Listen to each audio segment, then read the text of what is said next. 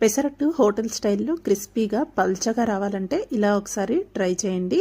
పిండి ఇలా ప్రిపేర్ చేసినట్లయితే హోటల్లో లాగా క్రిస్పీగా పల్చగా పర్ఫెక్ట్గా వస్తాయి. దీనికి కాంబినేషన్గా ఒక టేస్టీ అండ్ హెల్దీ చట్నీ కూడా ఈరోజు వీడియోలో చూద్దామండి. మరి ఈ tasty and yummy chutney with పెసరట్టుని ఎలా ప్రిపేర్ చేసుకోవాలో చూడాలంటే వీడియోని ఎక్కడ స్కిప్ చేయకుండా లాస్ట్ వరకు చూడండి.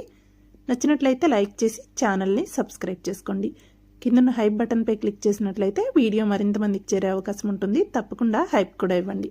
ముందుగా పెసరట్టు కోసం పిండిని ప్రిపేర్ చేద్దాం. దీనికోసం 1 కప్పు పెసరపప్పుని తీసుకోవాలి. అలాగే 1 పావు కప్పు వరకు రైస్, పావు కప్పు మినపప్పుని తీసుకోవాలి. నేను ఇక్కడ పుట్టు మినపప్పు తీసుకుంటున్నాను. మీరు కావాలంటే మినపగుళ్ళైనా తీసుకోవచ్చు. మినపప్పు వేసుకోవటం వల్ల దోశలు క్రిస్పీగా బాగా టేస్టీగా ఉంటాయి. వీటితో పాటు 1 స్పూన్ మెంతులు కూడా వేసుకొని వీటన్నింటిని ఒక 2-3 గంటల పాటు బాగా నాననివ్వాలి.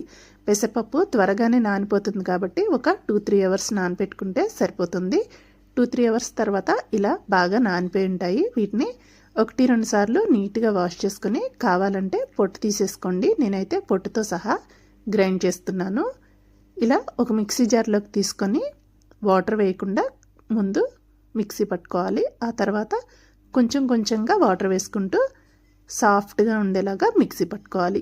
పెసరట్టు టేస్టీగా ఉండటానికి కొంచెం అల్లం అలాగే పచ్చిమిర్చి యాడ్ చేసుకొని ఇలా సాఫ్ట్గా ఉండేలాగా మిక్సీ పట్టుకొని తీసుకోవాలి.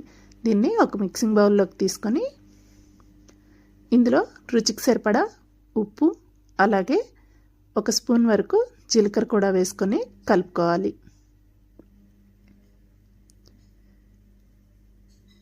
ఇప్పుడు మంచి కలర్ కోసం కొంచెం పసుపు కూడా వేసుకొని కొద్దిగా వాటర్ యాడ్ చేసుకొని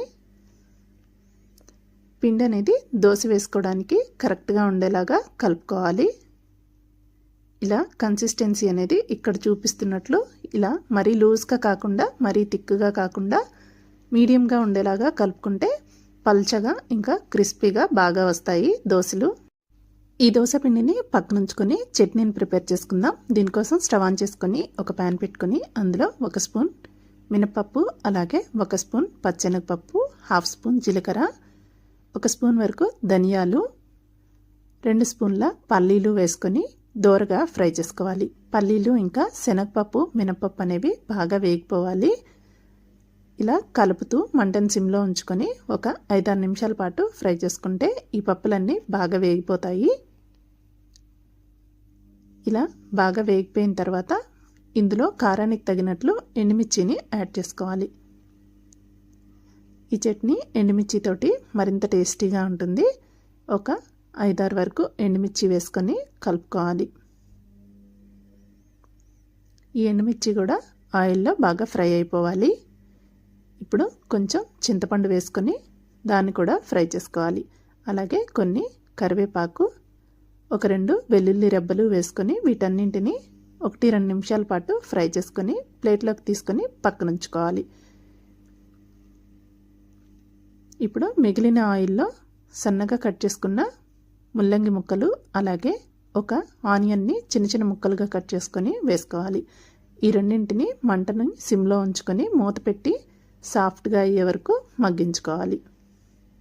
ఇలా సాఫ్ట్గా అయ్యే వరకు మగ్గించుకున్న తర్వాత మిక్సీ గిన్నెలోకి మనం ముందుగా వేయించి పెట్టుకున్న పల్లీలు ఇంకా మిగిలిన పప్పులన్నింటినీ వేసుకొని అందులో రుచికి సరిపడా ఉప్పు వేసుకొని బరకగా ఉండేలాగా మిక్సీ పట్టుకోవాలి. ఇందులో మనం వేయించుకున్న ముల్లంగి ఇంకా ఆనియన్ ముక్కలు వేసుకొని కొంచెంగా వాటర్ యాడ్ చేసుకుంటూ మిక్సీ పట్టుకోవాలి. మీరు రైస్లోకి కూడా ఈ చట్నీ అనేది చాలా బాగుంటుంది. రైస్లోకి చేసుకోవాలి అనుకుంటే ఇలా గట్టిగా ఉండేలాగా చేసుకోండి. లేదంటే కొంచెం వాటర్ యాడ్ చేసుకొని మరి కాస్త లూజ్గా అయినా చేసుకోవచ్చు.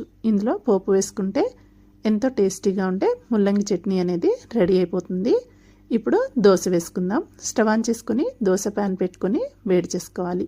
ప్యాన్ బాగా వేడెక్కిన తర్వాత లైట్గా ఆయిల్ అప్లై చేసుకొని మనం రెడీ చేసి పెట్టుకున్న దోశ బ్యాటర్ని దోశలాగా వేసుకోవాలి. ఇది లైట్గా కాలిన తర్వాత ఆయిల్ వేసుకొని అన్ని వైపులా బాగా ఎర్రగా అయ్యే వరకు కాల్చుకొని ప్లేట్లోకి తీసుకున్నట్లయితే క్రిస్పీగా పల్చగా చాలా టేస్టీగా ఉండే హోటల్ స్టైల్ పెసరట్టు అనేది రెడీ అయిపోతుంది. దీనికి కాంబినేషన్గా ఎమ్మి ముల్లంగి చట్నీతోటి సర్వ్ చేసుకుంటే చాలా చాలా ఇష్టంగా తక్కువ టైంలో ఈజీగా అప్పటికప్పుడు చేసుకునే బ్రేక్ఫాస్ట్ అనేది రెడీ అయిపోతుంది. తప్పకుండా ఒకసారి ట్రై చేయండి. ట్రై చేసి రెసిపీ ఎలా వచ్చిందో కామెంట్ చేయండి. ఇలాంటి మరిన్ని సింపుల్ అండ్ టేస్టీ రెసిపీస్ కోసం మహీస్ ఈజీ కిచెన్ని సబ్స్క్రైబ్ చేసుకోండి.